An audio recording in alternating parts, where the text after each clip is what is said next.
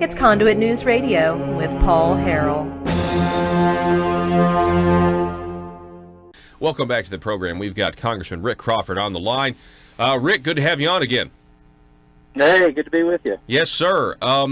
So a lot of stuff seems to have happened over in Washington, D.C. today. I mean, I saw where Devin Nunes is now making criminal referrals to the Department of Justice. What can you tell us about that?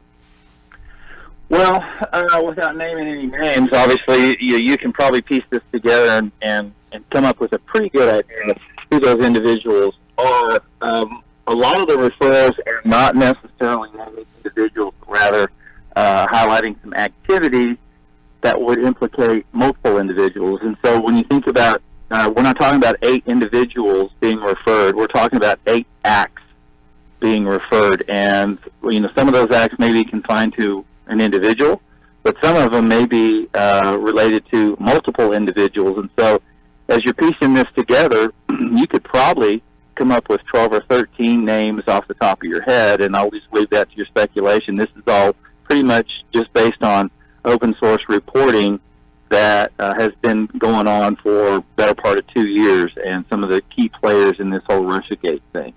But so we all signed the letter in support of the criminal referrals.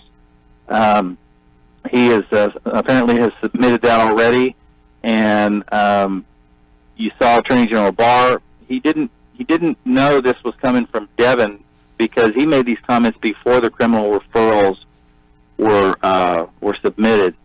But what he said was pretty telling in that he wanted to go into the origins of the investigation and find out if there was the appropriate predicate to issue warrants and to actually embed an individual in the Trump campaign.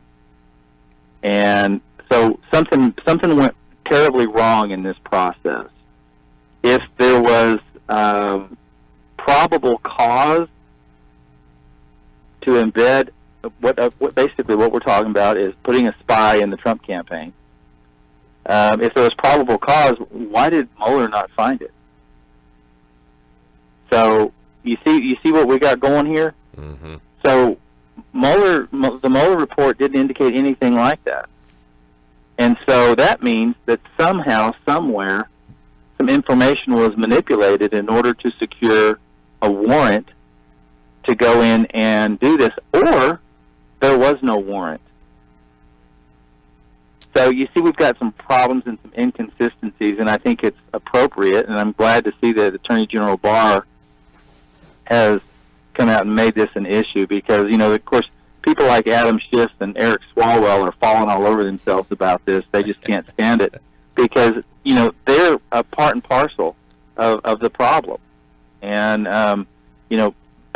I don't know what's going to come of this, but I can tell you this. I think it's appropriate to start asking the question about Adam Schiff's involvement simply because, we all know that political campaigns and political operatives do play a role in presidential politics. And to what end? Usually it's because they're trying to secure some sort of position in the cabinet. And so for people like Adam Schiff, there were a whole lot of folks in this country that thought Hillary Clinton was it was a foregone conclusion she's going to be the president. So I guess then the question is, what did Adam Schiff personally have to gain? Because he was heavily invested in that campaign in more ways than one. Now, it's okay to be heavily invested financially. I'm not suggesting that he gave money inappropriately or anything like that. But, if there's some sort of pay-to-play type of a scenario, or he was, as a ranking member on the House Intelligence Committee, he was aware that there were some shenanigans going on with this and either ignored it, or maybe even as ranking member he wasn't aware, then I would question his credentials in serving in that capacity. Yeah. So there's some questions that have to be asked of him, and I believe those questions are going to start to be asked. So you mentioned William Barr, the Attorney General. He said the word. He does believe spying occurred. He wants to find out, was it legal, was it not legal? This has sent the mainstream media into a tailspin because it completely debunks their narrative. They're saying that William Barr is now, they're saying that he is parroting long debunked right-wing conspiracy theories. But I just don't think the Inspector General of the Justice Department investigates conspiracy theories. I mean, that's essentially what the IG has been looking into, right? Yeah, this is typical from the left. When the media and the narrative starts to change, then the panic sets in. What are we going to do to try? We've either got to find a new narrative that fits our agenda, or we've got to find some way to rationalize or justify our position. And they're really, as I said before, they're in complete disarray on this, because the reality is that this is entirely appropriate, that Attorney General Barr suggested this. And here's the other telling little piece that the American people ought to recognize, and that is the word spy. Because he said the word spy. Oh, you can't say this. Are you kidding me? The media routinely uses the term spy. They love the term spy. They refer to the CIA as America's top spy agency. They refer to Gina Haspel, the director of the CIA, as America's top spy. They love that term, except now they don't love it because it sounds somewhat pejorative. It sounds as though it's, oh no, this is going to make us look bad. But the fact is, it should make them look bad, because you don't embed a spy into a U.S. political campaign, let alone a presidential one, particularly when you don't have probable cause. And the probable cause would have been determined, and we'd have known about it in Mueller's report. And nothing was said about it, and nothing will be said about it, because there was no probable cause. I can't imagine what they were thinking, that they thought, we're going to put a spy into the Trump campaign. Mm-hmm. What in the world prompts you to do that? Well, I mean, this is the United States of America, for crying out loud. Yeah, and so we're talking with Congressman Rick Crawford. I think some people, they heard the word spy and they thought, okay, FISA warrants, did they have a Trump Tower bugged or something like that? But what you're saying is, no, we're talking about old school, like George Papadopoulos. He's at this bar. Somebody, that, I don't know, did they work for Australia? I don't really know. It's so confusing. But potentially, that's the kind of spine you're talking about, right? They're talking about an individual who is placed strategically into the campaign to under the auspices of actually being a Trump operative. Okay. And then they would collect information based on their proximity to those people in charge of the campaign. What they would do is they would collect. They would literally be spying on the campaign, for lack of a better term, a mole. Somebody who's embedded in the campaign, who is collecting on behalf of people like Peter Strzok, who couldn't get that done without the blessing of guys like Andy McCabe and James Comey. Yes.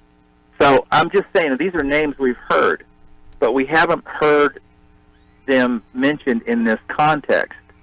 So I'm not saying that those guys were involved in the campaign, but what I am saying is, as part of their tactic, there was an attempt to place an operative inside the Trump campaign. Wow. You mentioned James Comey, his reaction to Attorney General William Barr's comment. I have no idea what he's talking about, so it's hard for me to comment. So, what do you think about that, Rick? I tell you what, James Comey has been a total disappointment, and now, it's like he's not even the same person. But this is sort of smacks of desperation. What you see here, you can, at some point in time, there's an old saying that the thing about eating crow, the colder it gets, the harder it is to swallow. Mm.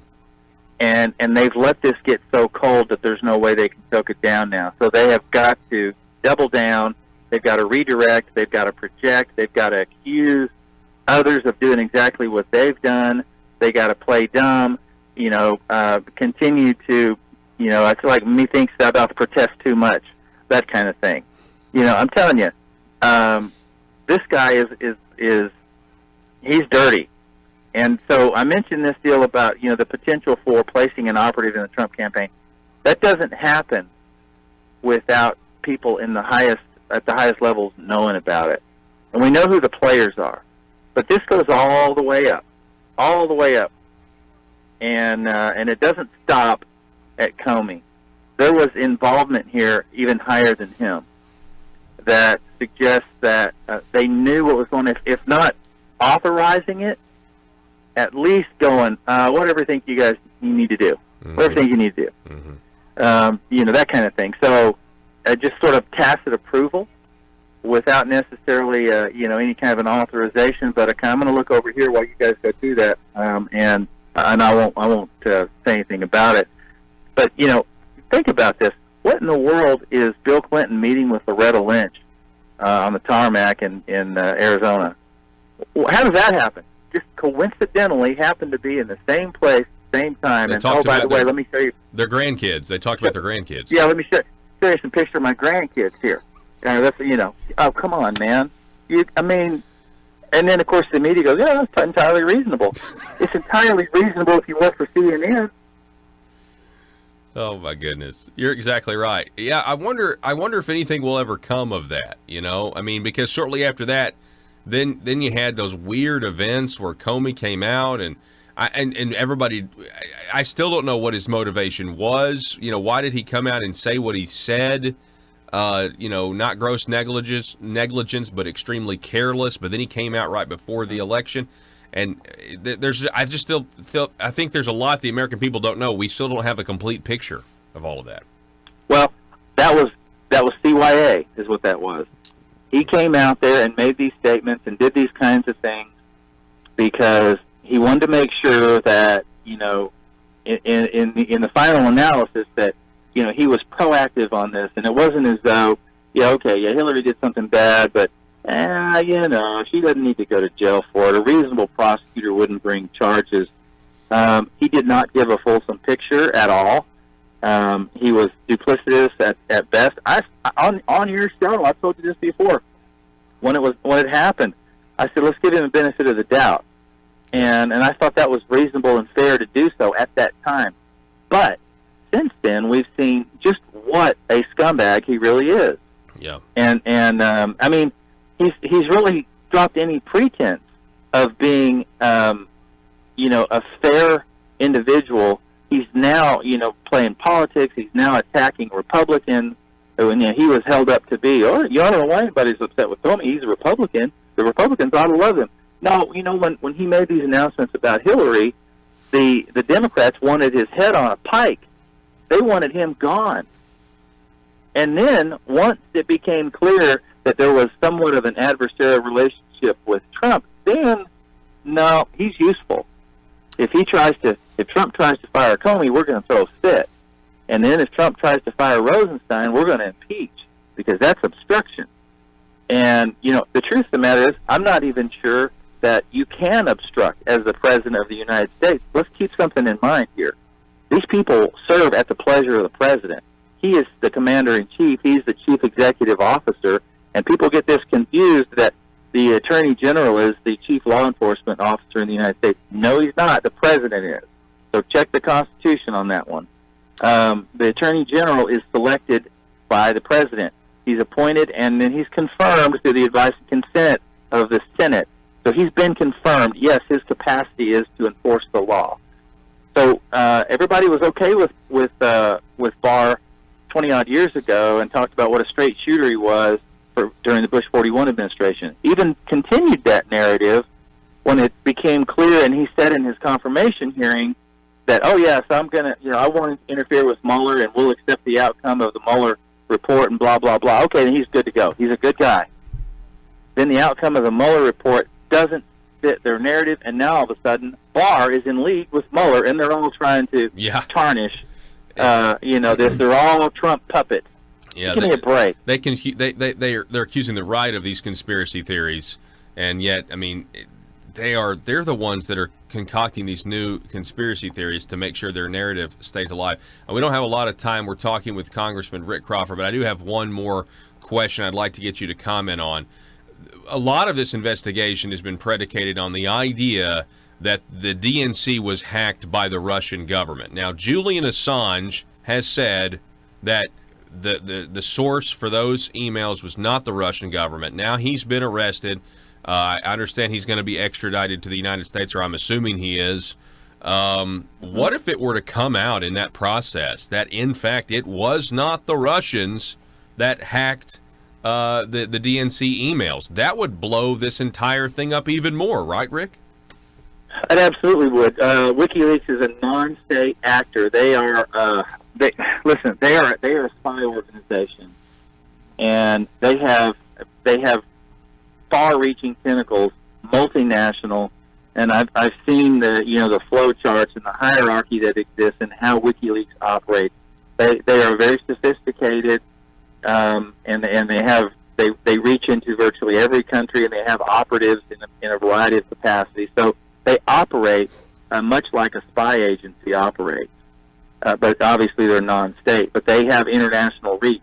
All they want to do is sow discord. That's exactly what they've done here. It wouldn't surprise me in the least if WikiLeaks, in fact, I expect them to be, I don't know that for sure, but I expect them to be the one that doesn't absolve Russia. They employed active measures in an influence campaign to try and really create strife in the election process. But I'm not sure that necessarily rules out WikiLeaks. It'll be interesting to see what happens here, but WikiLeaks is a player, there's no question about it. And possibly they might have even been working with the Russians. We don't know. But, I mean, we're going to find that out. And now that Julian Assange is going to be given up, then, we'll find out some things now. Yep, that's exactly right. Congressman Rick Crawford, it's always great to have you on, sir. Thanks for spending some time with us. You bet. Thank you. All righty. Congressman Rick Crawford, he is an authority on this. I want to remind you guys because he is a member of the House Permanent Select Committee on Intelligence. And so just he is doing really, really good work.